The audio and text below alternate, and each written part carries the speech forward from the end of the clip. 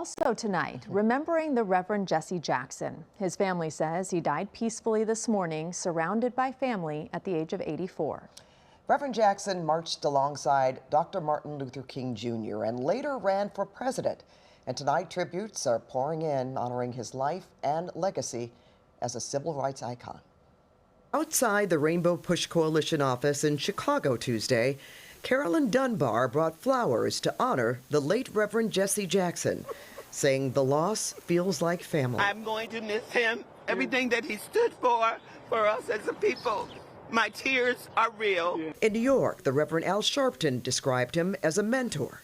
So he made me believe even a kid on welfare in Brownsville, Brooklyn, could be somebody because of Jesse Jackson. Jackson, a civil rights leader who marched alongside Dr. Martin Luther King Jr., went on to found his own organizations, committed to fighting for justice and equality for the underrepresented. Is the desperate, the damned, the disinherited. In the 80s, Reverend Jackson ran for president twice. While he faced criticism in his first campaign for anti-Jewish comments, he is credited with expanding the Democratic coalition.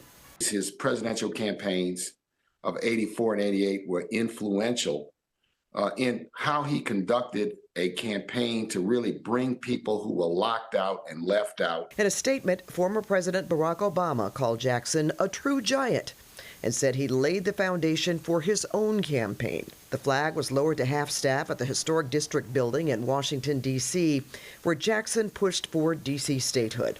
And despite declining health in recent years, Jackson continued to make public appearances, including at the 2024 Democratic National Convention, where he received a standing ovation.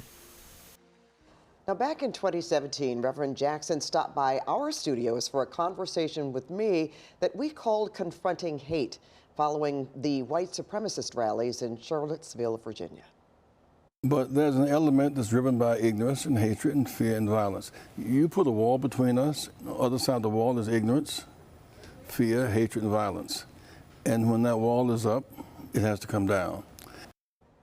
And Rutabaga, I just wanted to say these few words about Reverend Jackson and what he meant to California.